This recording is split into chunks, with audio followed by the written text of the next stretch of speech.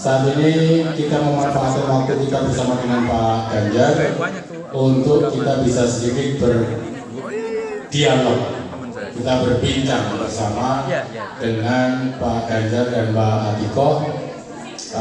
Kebetulan Pak Ganjar dan Mbak Atiko ada waktu untuk kita semua di sini, dan di tangan saya sudah ada 6 pertanyaan, dan di handphone saya sudah ada banyak 10 pertanyaan. Jadi kayak acara radio. betul. Oke, silakan. Jadi mungkin ada beberapa pertanyaan yang sudah bisa dikelompokkan, ada yang berat, agak berat, sangat berat. Jadi mungkin kita akan mulai dulu dengan yang ringan-ringan dulu. Mungkin akan saya baca sebentar.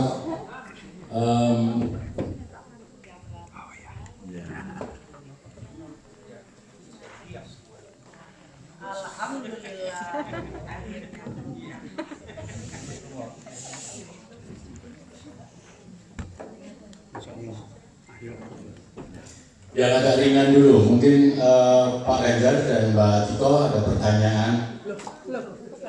Apa? Iya, ada pertanyaan itu dijawab. Saya mau bacakan, Bu.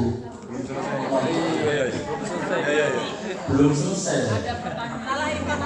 Jadi yang ringan dulu, Pak Ganjar dan Mbak Tiko akan berapa lama di Belanda? Besok balik. Jadi besok akan pulang ke Indonesia. Saya agak ke Essen, ke Paris, baru lusa ke Indonesia. Katanya hari Sabtu pulang ke Indonesia. Kemudian yang kedua itu adalah dalam rangka apa Pak Ganjar dan Mbak Tiko ke Eropa ini? Bertemu ibu-ibu, bapak-bapak yang sudah mendukung saya. Saya ingin mengucapkan satu kata. Terima kasih Bapak Ibu. Matur nuwun Pak Ganjar Mbak Ati. Jadi beliau sudah menyempatkan waktu untuk kita. Itu seperti dahaga kita sudah terbayarkan dengan meminum sedikit air yang membasahi kerongkongan. Karena saya lihat dari sini mungkin latar belakang bahwa teman-teman yang ada di sini adalah daerah semua waktu kita kampanye. Dari komunitas ibu-ibu arisan, penari, sampai ibu-ibu yang sukanya berbelanja ada di sini semua. Dan mereka itu tulang punggung kita pada waktu pergerakan kita, pada waktu perjuangan kita. Terima kasih semuanya. Dan itu yang paling penting, bahwa kita menang di Eropa. Kita menang di Belanda, kita menang. Itu modal kita untuk terus mendukung Indonesia tetap menuju ke arah yang lebih baik. Nah, menginjak yang seperti itu yang ada berat sedikit. Pak Ganjar ada pertanyaan ini. Yang berat. Jadi ada pertanyaan dari beberapa teman, antara lain dari Mbak Rodi. Itu apakah Indonesia masih bisa diselamatkan? Berat itu berat. Pertanyaan dari Mbak Rodi, pertanyaan dari Mbak Sofana, dan beberapa temannya lagi yang di luar itu pengen tahu seperti apa sih kondisi Indonesia sekarang. Sangat bisa. Kemarin kita ketemu kawan-kawan di Prancis, di Belgia, hari ini Bapak Ibu dan masih banyak sekali teman-teman yang kontak ya handphone dan menyatakan ya semacam pertanyaan yang selamat dan bagaimana posisinya. Nggak seperti itu juga sebenarnya. Makanya kita butuh kontribusi dari banyak saudara kita yang berada di seluruh penjuru bumi agar kita bisa kontribusi. Simpel aja Mas Bambang. Ketika ada yang keliru mari kita luruskan.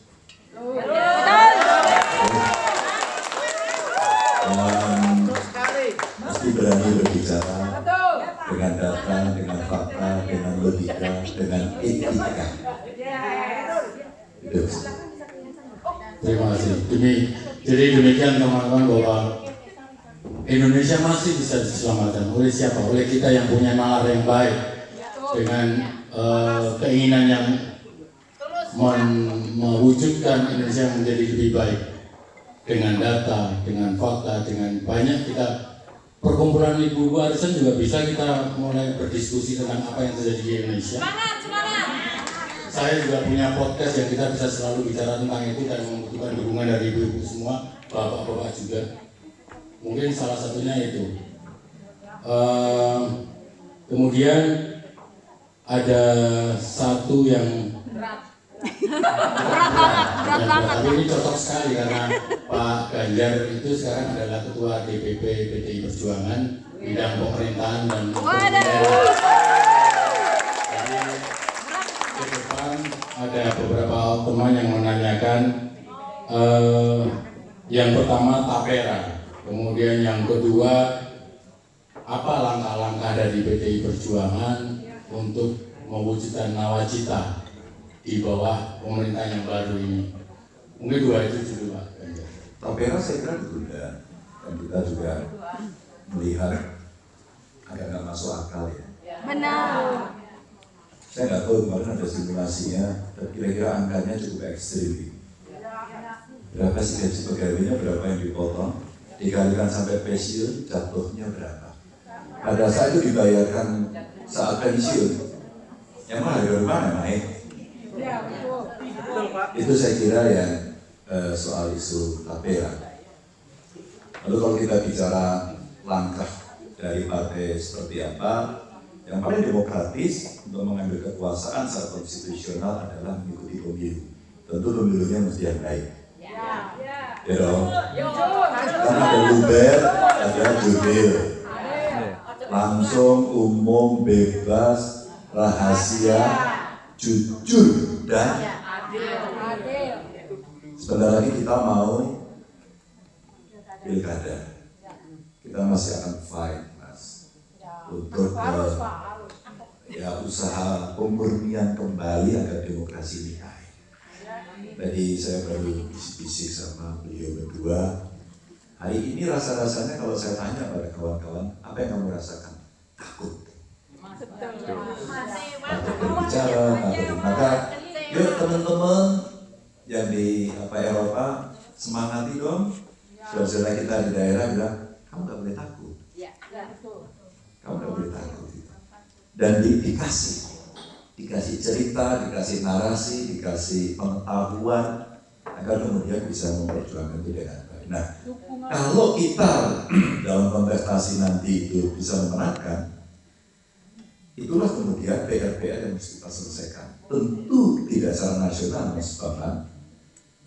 Ini posisinya kan asimetris ya. Yang bergabung di nasional ternyata di daerah tidak bergabung. Jadi kita seperti kembali menata mozaik di daerah. Dan itu sampai dengan perjalanan saya dari Belgia ke sini, saya masih menjawab pertanyaan kawan-kawan. Pak Ganjar ini bagaimana? Pengerahan seluruh tenaga sudah dilakukan, tekanan-tekanan sudah dilakukan. Ya satu kata saja dilawan. Melawannya cerdas juga, nggak perlu ngamuk juga ya. Pukulin orang, bakar-bakar, sudah ngertiin aja. Kalau bahasa ketua umum saya Bu Mega itu hukum dilawan dengan hukum. Datangin aja, kamu nggak benar, ini pelanggaranmu dan kami lakukan. Kecuali kemudian itu tidak ditanggapi. Saya kira tekanan politik bisa dilakukan. Jadi pertanyaan ini memang agak berat dan tidak gampang untuk kita laksanakan, tidak semudah yang saya omongkan. Karena pada saat di lapangan kita menghadapi situasi itu nyata. Baru saja begini, suara-suara, video-video orang yang masih punya hati merekam proses penekanan. Makanya ini loh dengerin, wow. Ini yang terjadi. Jadi PR kita dua, Mas Bambang, Bapak Ibu, tidak hanya sekedar bagaimana kita ke depan lebih baik, PR apa mesti diselesaikan, tapi proses politik, proses saja, belum ada substansi. Proses itu mesti kita perbaiki.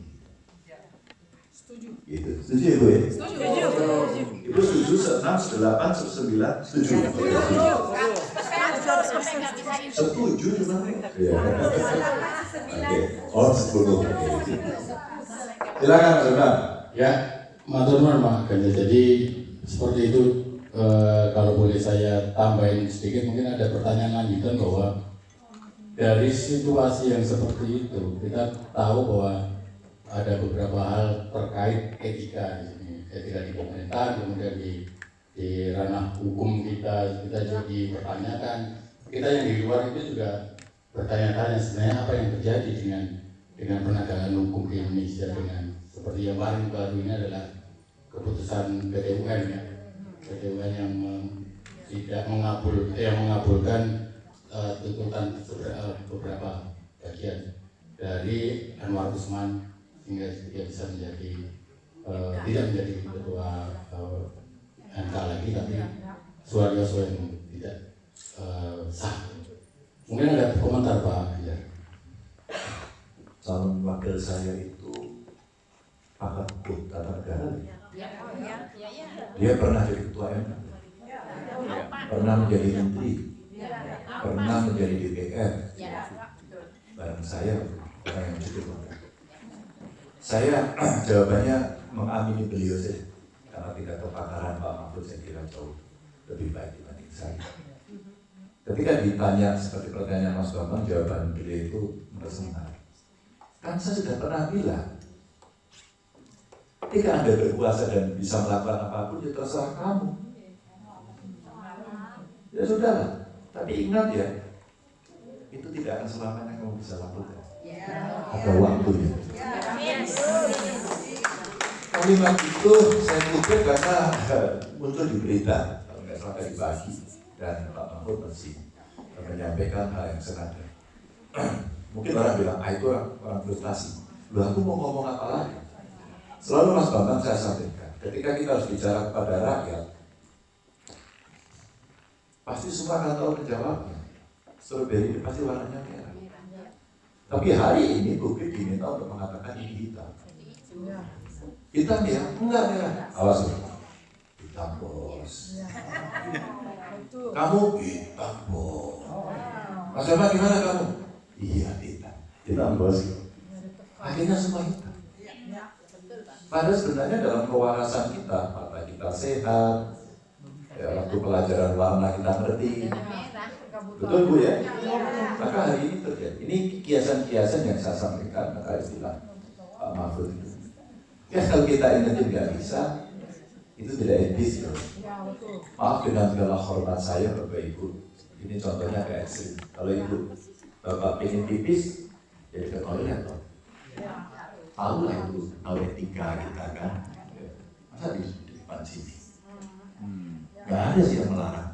Tapi kan nggak etis.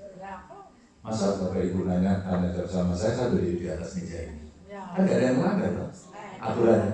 Tapi etis nggak? Nah hari ini itu makanya saya bilang dari kita, apakah masih bisa diselamatkan? Pertanyaannya sangat. Nggak separah itu sih, tapi kita mesti meningkatkan. Itu nggak benar. Jangan. Maka kalau keterlaluan ya, pernah ada sejarah dalam Republik Indonesia ini, pemerintahan bisa jatuh, masyarakat protes, kemudian ada perbaikan terus. Nah kita nggak mau yang seperti itu. Terima kasih Pak Ganjar. Jadi dari itu semua kita punya sedikit gambaran gitu ya. Tapi ada juga kemudian di belakang kepala kita pada waktu kita berjuang dalam kampanye kemarin, ada satu hal juga yang menjadi kita pengen tahu. Pak Ganjar kalau misalnya kemarin terpilih menjadi presiden, apa yang akan membuat perubahan apa yang akan dibuat? Yang pertama saya datang lagi ke situ teman-teman. Kalau ceritanya misalnya terpilih nggak ada misal-misalan buat saya. Karena semua yang disiapkan tim dan itu dikatakan oleh Ganjar Mahfud sudah tertulis semuanya. Dan saya tanya kepada kawan-kawan, Bapak Ibu, apa sih yang dibutuhkan gitu. Rasa-rasanya kita harus nengok kampung halaman kita. Ketika kemudian orang bicara politik gender etik, terus kemudian hari ini situasi sedang tidak baik, dan kemudian orang kebingungan, apa yang bisa kita lakukan? Ya berpikir keras untuk mencarikan solusi. Untuk bisa berpikir keras, mencari solusi kan harus punya ilmu pengetahuan. Agar bisa punya ilmu pengetahuan, ya belajar. Dan tempatnya adalah sekolah. Bahasanya. Rasanya dulu kita kalau tidak sekolah ya tidak akan berani. Para intelektual muda saat itu bergerak seperti itu, maka sekolah. Dan saya barusan di WA, adik-adiknya Mas Bambang ini lagi KKN, kuliah kerja nyata, bukan kolusi dan turisme. Ini kuliah kerja nyata, ini kewajiban buat mahasiswa UGM untuk lulus. Dia di Sarmi, tahu nggak Sarmi kabupaten di mana? Nggak tahu ya, itu di Papua. Kampungnya namanya Niki, saya juga nggak tahu. Yang menarik ini pulau. Di sana ada ibu hamil mau melahirkan. Ternyata tempat puskesmasnya ada di daratan. Untuk nyebrang itu waktu kurang lebih 1 jam. Bapak Ibu, apa yang terjadi? Masuk KKN ini luar biasa. Dia jemput ibu itu, dia periksa di situ dari dokter, calon dokter. Udah diperiksa, oke masih sehat, masih ada waktu, cepat kita bawa. Dan selama perjalanan menyeberang laut sampai ke jalan daratan, kontraksi. Akhirnya dengan alat seadanya dia ditolong oleh si mahasiswa ini dan akhirnya ibu itu melahirkan di bot itu. Saya bacakan.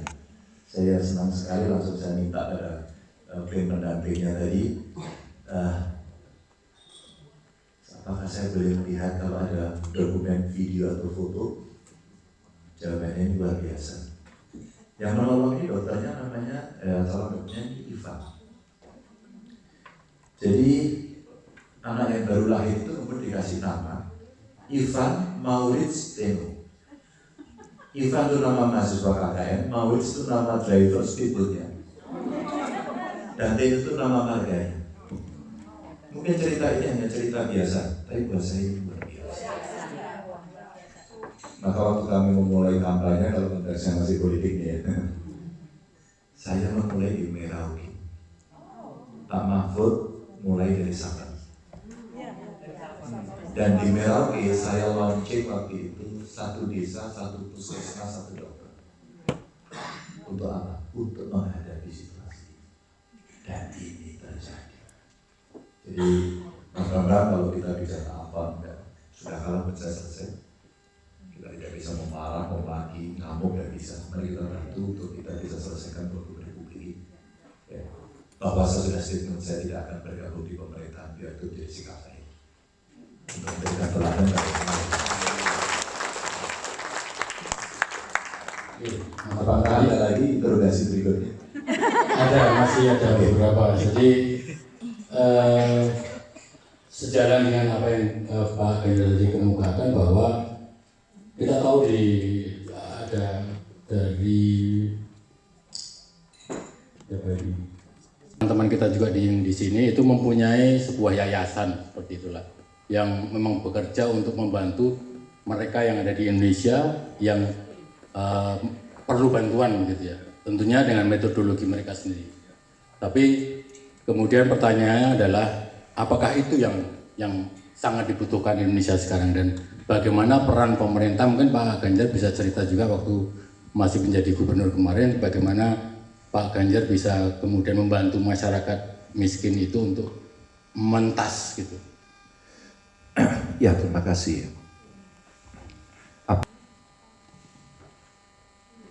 Bapak Ibu, kalau posisi saudara kita atau kita berada pada posisi maaf, miskin, bodoh karena tidak sekolah, maka dalam penentuan sikap pasti akan dipengaruhi pada 2 hal. Karena miskin maka kamu saya beli. Karena bodoh, maaf, bahasanya ya apakah kamu saya ajak untuk dipaksa atau diperan. Ya. Maka kalau kemudian kita mau menyampaikan, mungkin kita tidak akan bisa menyelesaikan semua, tapi angka kemiskinan ekstrim itu ada, artinya ada datanya. Wah, kalau ada teman-teman yang mau menolong, kami senang sekali. Ada kawan-kawan relawan dari tim Ganjar Mahfud hari ini bekerja. Mereka datang, Mas Ganjar, kami akan bantu program satu keluarga miskin, satu sarjana. Kami akan carikan beasiswa. Good. Gak usah banyak-banyak. Anda bisa kelola 10 orang saja, 10 anak aja, buat saya sudah jauh lebih baik. Daripada berdebat, memaki, memarahi, tapi tidak melakukan sesuatu. Udah 10 aja udah bagus. Syukur kalau bisa berkembang. Beberapa di antaranya membantu yang miskin, ada yang memberikan perbaikan rumah, ada yang membantu keterampilan, ya semua akses gitu ya, diberikan kepada mereka. Dan tentu saja kalau ada teman-teman di sini yang tertarik di situ, kita bisa kok kerja itu. Kalau saya boleh sedikit mengklaim, kalau boleh, bahwa ini relawannya Ganjar Mahfud yang militan, yang masih mau bekerja, yang ingin membantu dan konkret, tentu kita ambil aja. Minat kita di bidang apa, mari kita tekuni satu itu aja. Mungkin ada kelompok seni budaya, UMKM, isu perempuan, anak, orang tua, lansia, atau orang istimewa sekarang sebutannya. Terus kemudian mungkin soal perumahan, kesehatan, pendidikan, macam-macam. Dan itu bisa kita kerjakan. Dan kita juga bantu yang seperti itu. Jadi itu Mas, karena data kemiskinan ekstrim itu ada, pasti ada orangnya. Kalau basis datanya bagus kan, adresnya juga jelas kan. Maka kita bisa menunjuk langsung kepada mereka. Gitu Mas. Sip, tepuk tangan dong.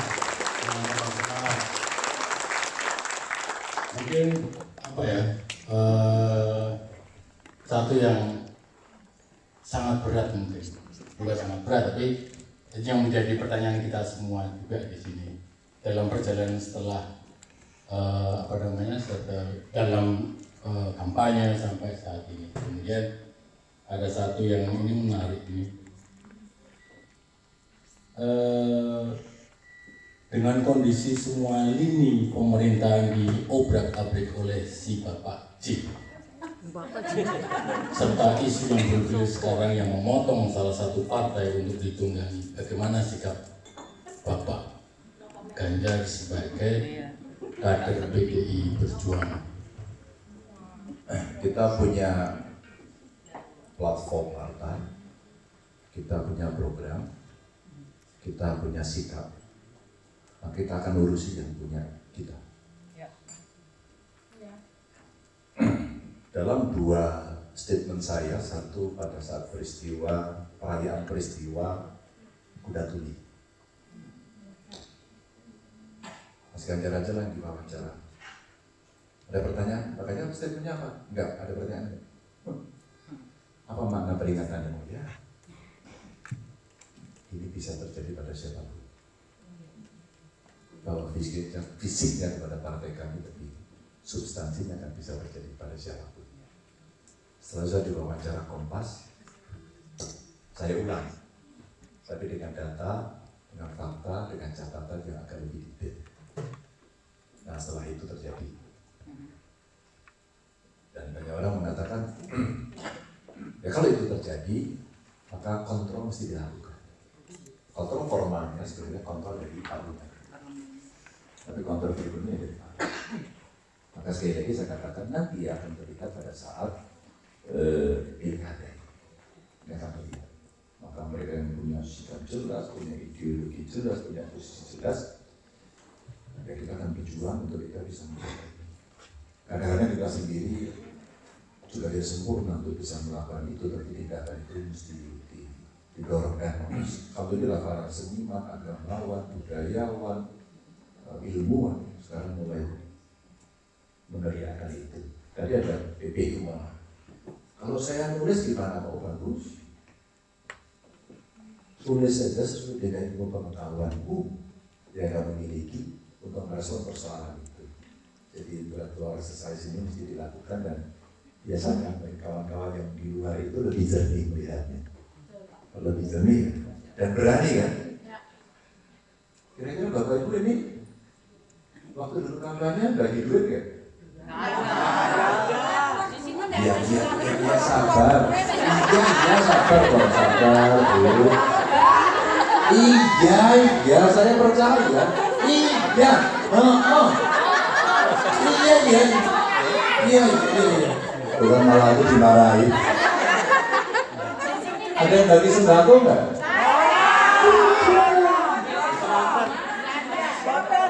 Ya di sini ada yang ditekan nggak?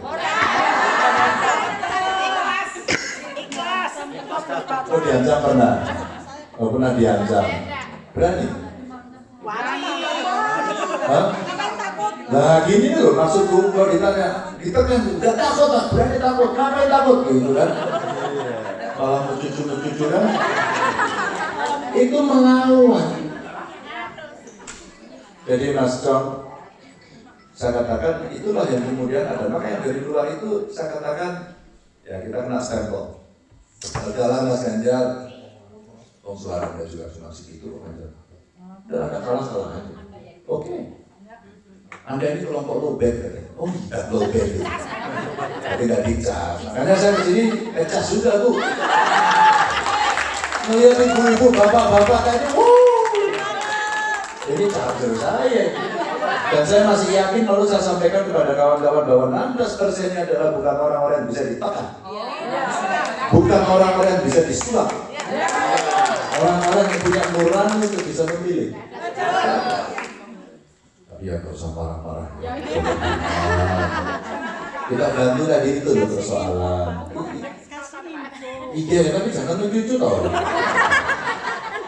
Makasih Bu, ya sabar. Iya karena semangatnya. Makanya saya itu sampai masuk sampai istri saya bilang, aku mau kayak Roto. Yes. Untuk apa? Untuk bertemu dengan Bapak Ibu dan bisa mendengarkan, bisa ya mungkin menceritakan. Saya senang kalau suatu ketika di antara Bapak Ibu ada yang punya waktu banyak, bisa menulis, bisa membuat podcast Mas, bisa membuat film pendek mungkin. Apa sih yang terjadi kemarin? Kami di Belanda kemarin bekerja begini, yang terjadi ini. Ini cerita baik, ini cerita buruk, ini hasilnya.